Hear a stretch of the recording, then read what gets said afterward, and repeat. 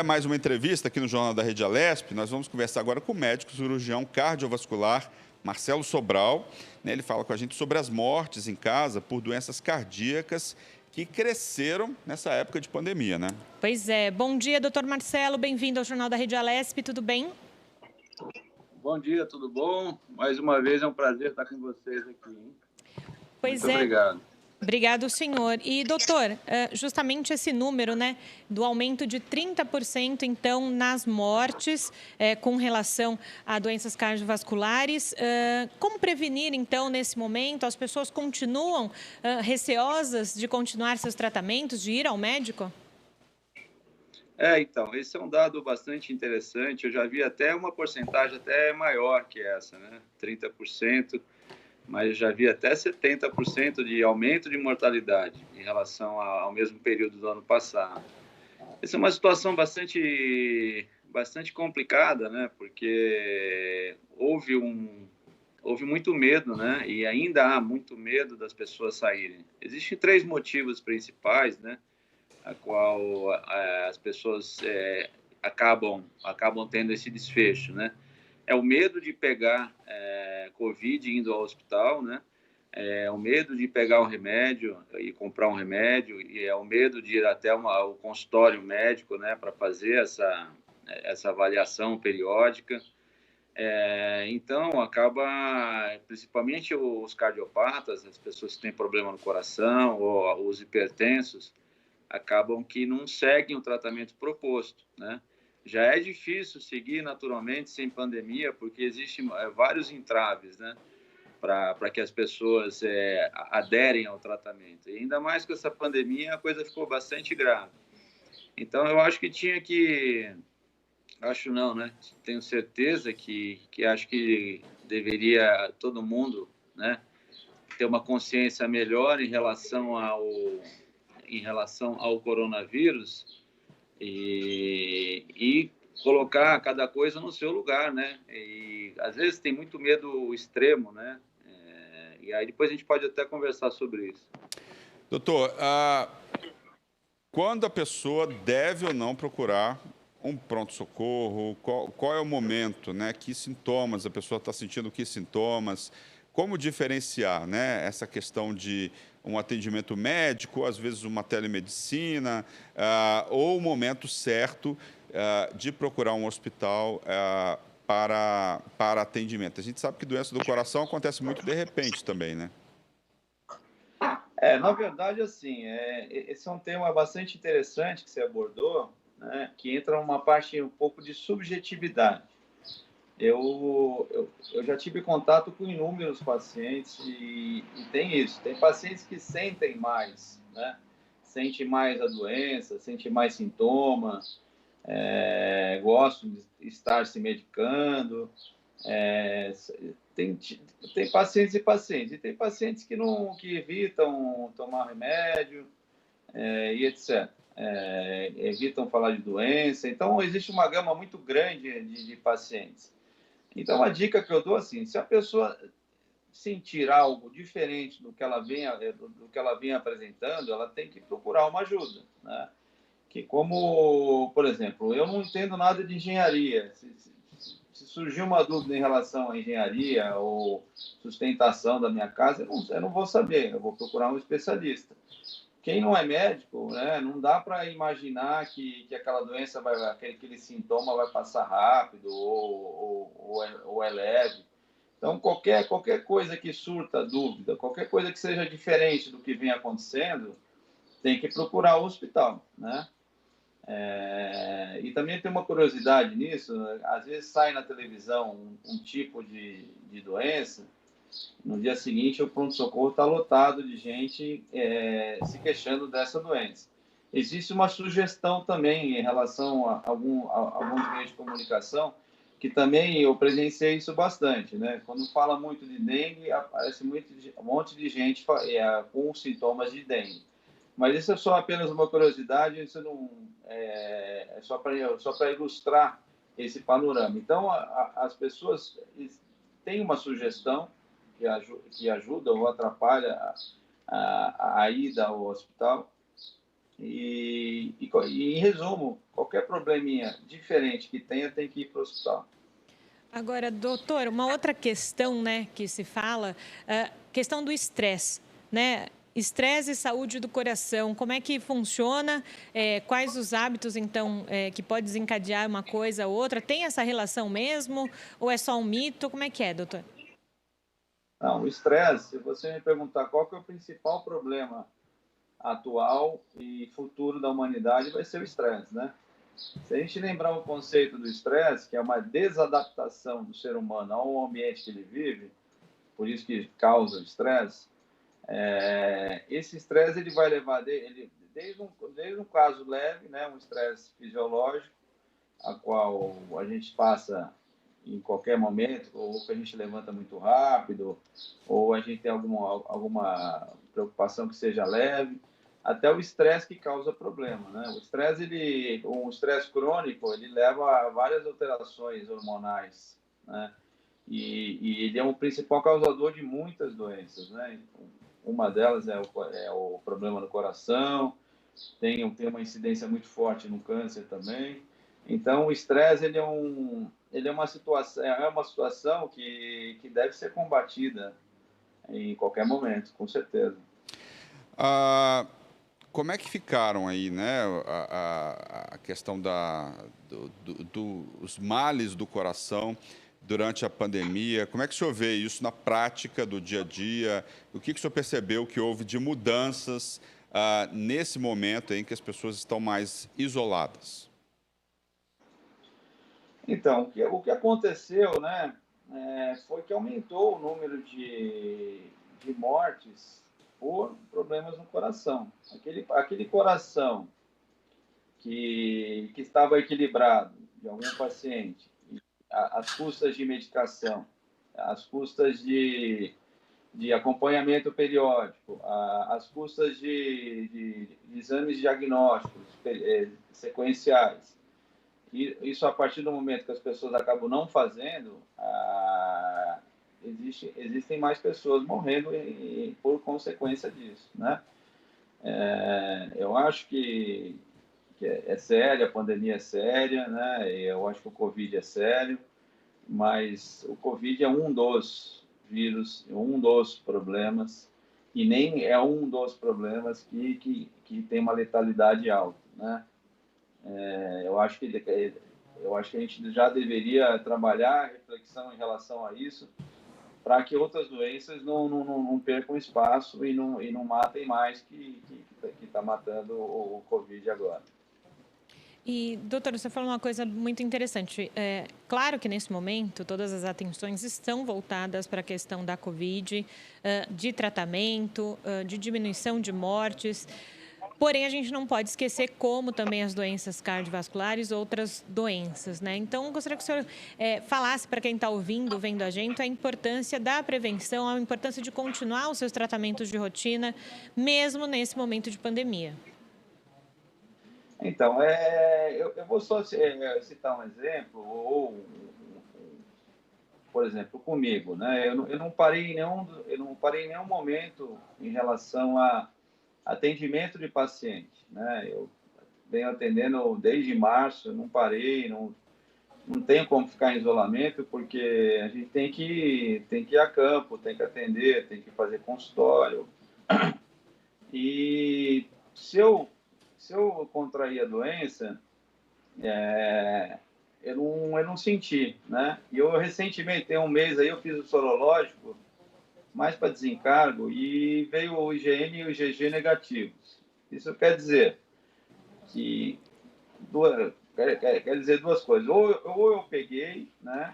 E acabei não tendo anticorpos, né? Ou seja, eu peguei e fiquei assintomático e não desenvolvi anticorpos. Ou eu não peguei ainda, né? Isso é um detalhe que eu acho importante a gente passar, porque não é porque o vírus está aí e que todo mundo vai pegar também. Tem esse detalhe. As pessoas, a gente tem um sistema imunológico atuante, né? a gente tem uma resposta importante. Se a gente estiver de bem com a vida, se a gente estiver com boa alimentação, bom sono, e tem alguns estudos dizendo que vitamina D também, se tiver um nível de vitamina D alto e com menos estresse, né, a gente tem baixa chance de pegar a doença. Por exemplo, esse é um exemplo. Agora, tem pessoas que já têm uma predisposição, que é aquele famoso grupo de risco. Então, essas pessoas já têm como é que fala? Já tem um sistema imunológico um pouco abalado, já tem um sistema inflamatório um pouco já aumentado. Então, a chance dessa pessoa pegar é maior, e a chance de ficar mais grave também é maior.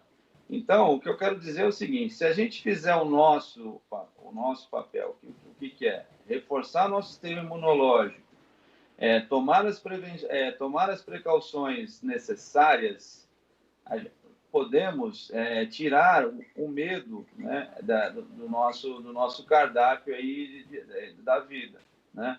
Porque o que tá afetando, o que está abalando a população, que eu acho, é um medo, né? É o medo de contrair e o medo de morrer, né? Sendo que a letalidade do coronavírus ela é baixa, apesar de ter bastante casos, né?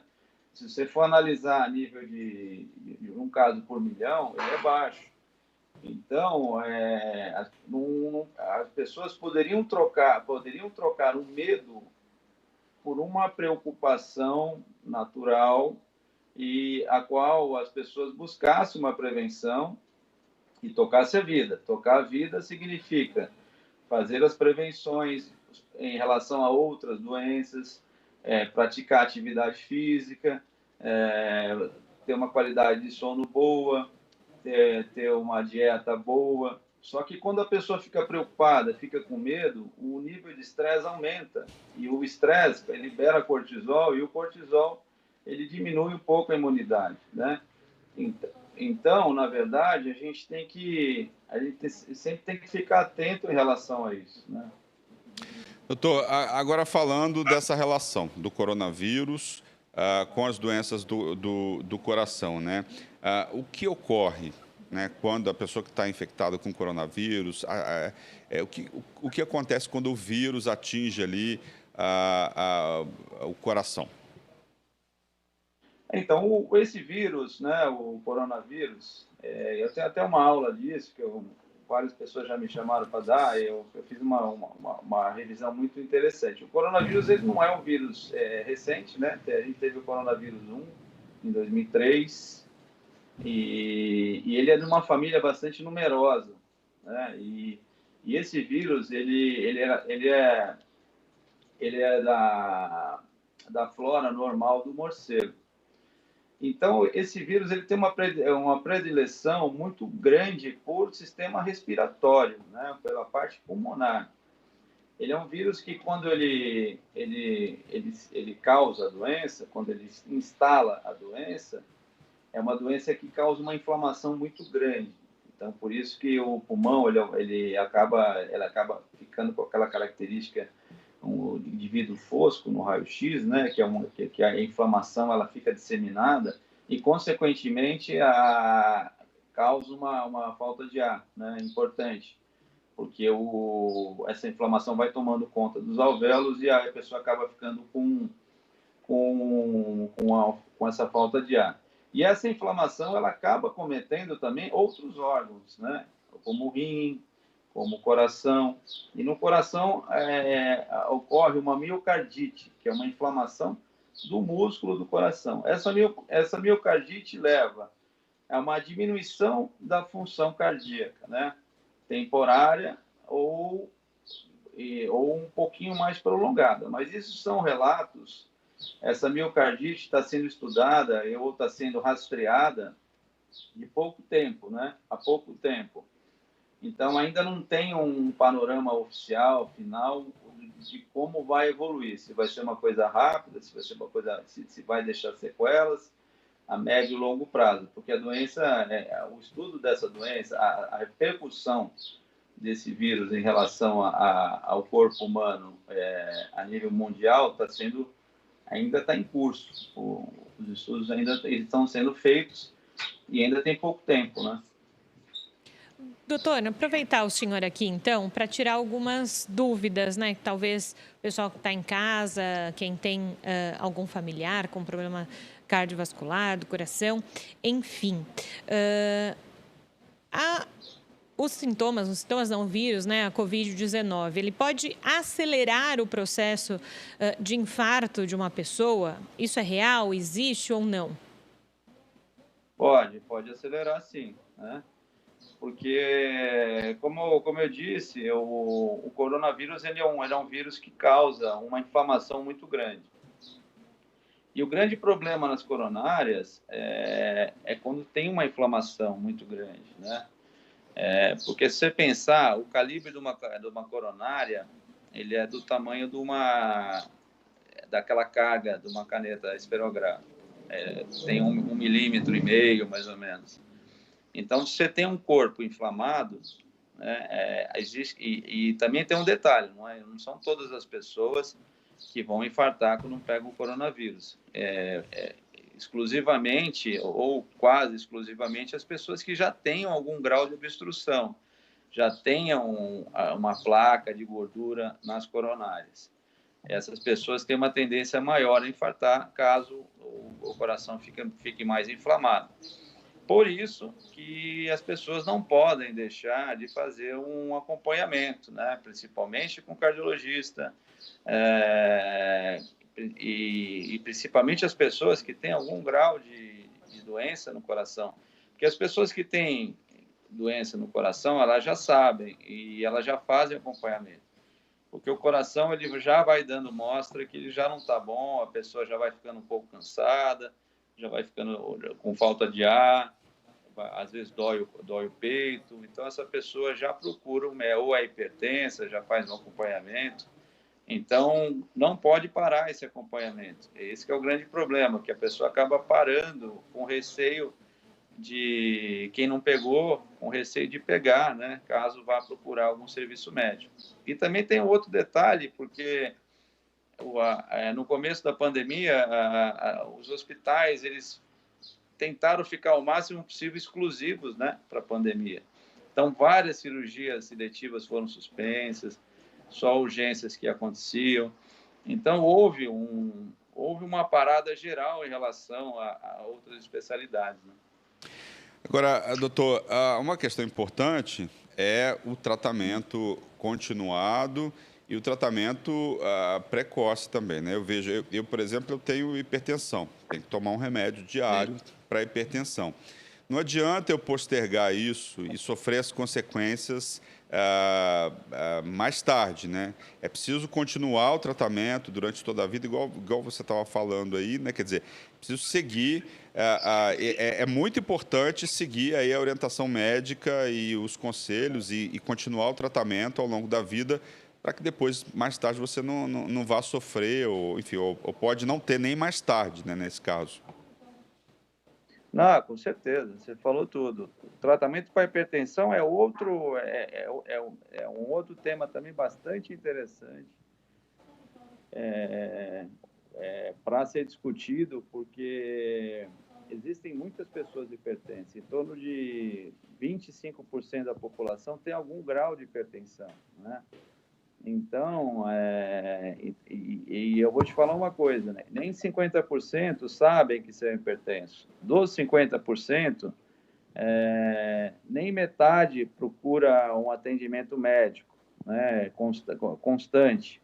E metade dessa metade toma um remédio certinho, né?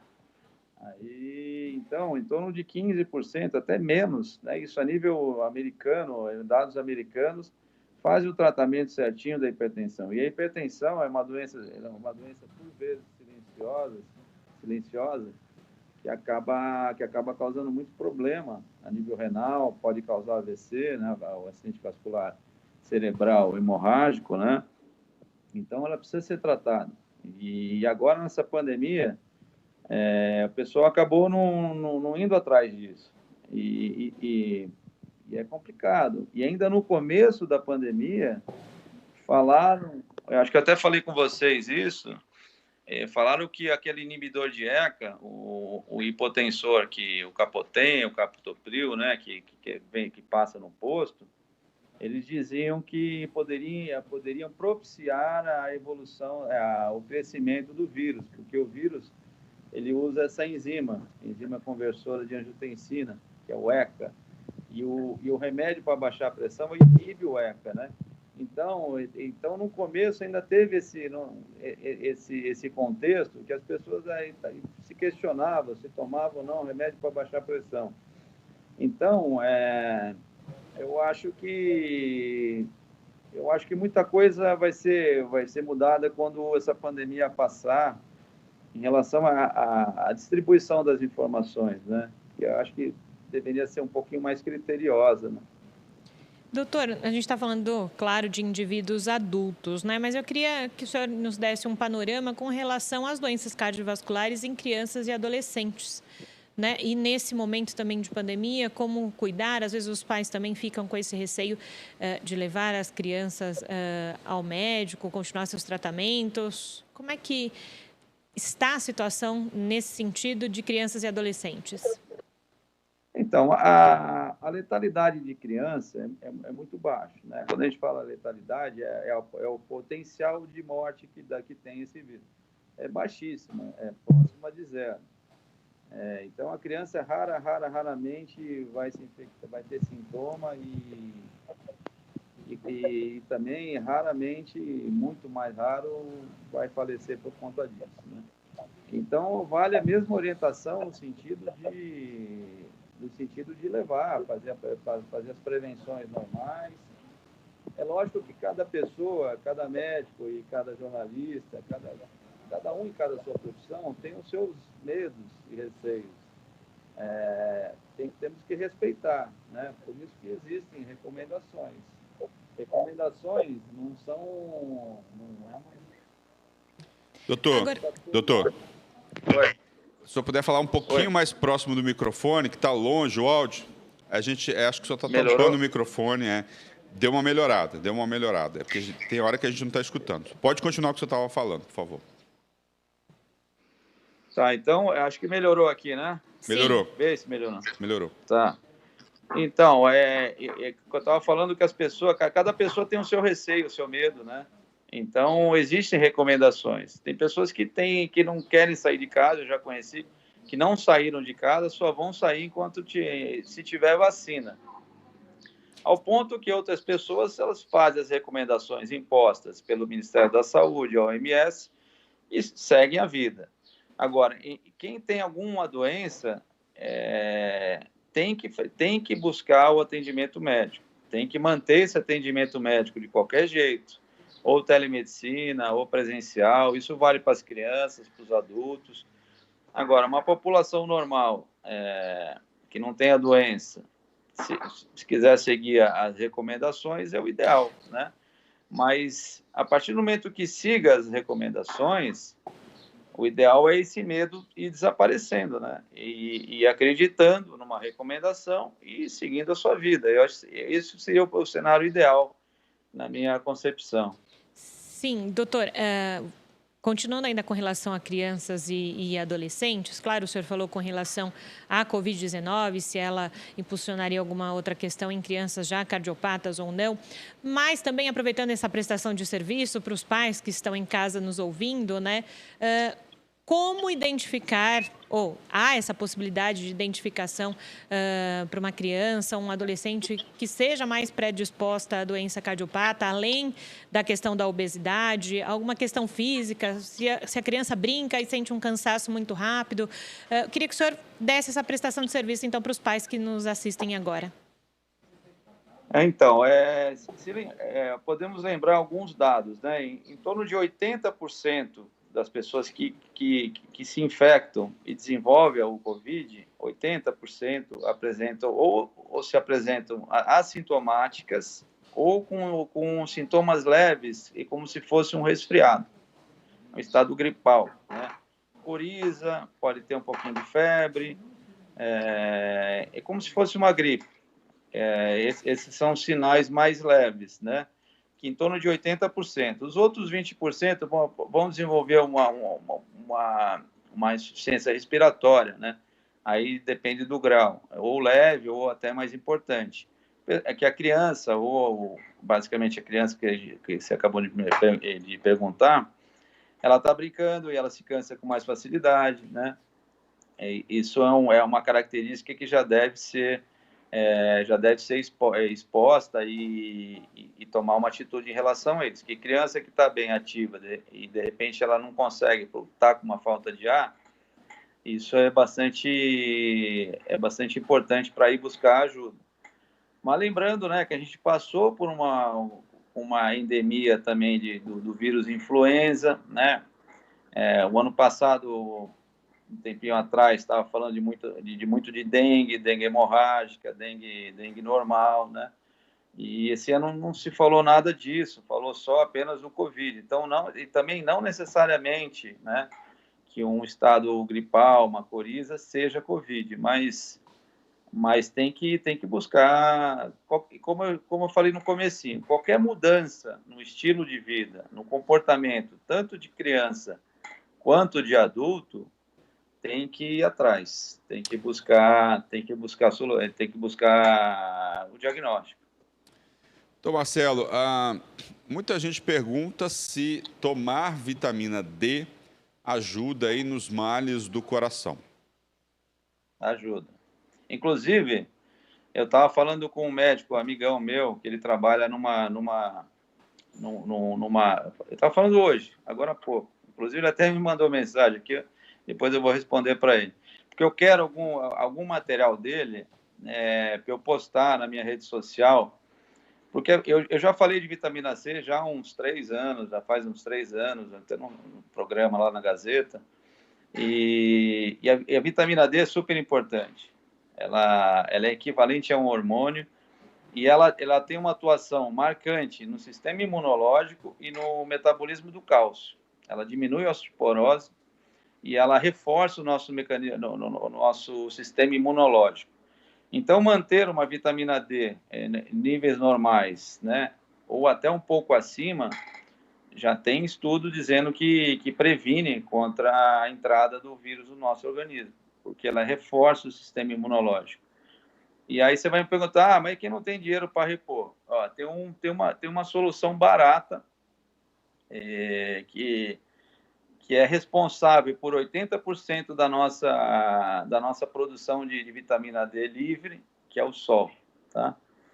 Tomar sol pelo menos uns 15 minutos, ele faz com que a forma inativa da vitamina D do nosso corpo se torne ativa e a gente mantém um nível adequado de vitamina D, tá? E tem vários estudos, até com profissionais que fazem suplementação de vitamina D, acabam não tendo tanta repercussão da doença. Tá certo, doutor Marcelo Sobral, muito obrigado aí pela sua participação, pelos esclarecimentos aqui no Jornal da Rede Alesp. Imagina, eu que agradeço. Um abraço para vocês, um bom final de semana. Sextou, né? Todo mundo que fique bem aí, curta, aproveitem. Tá certo, doutor. Sextou com chuva, né, Júlio? Só depois do jornal, né, Só Luciano? depois do jornal.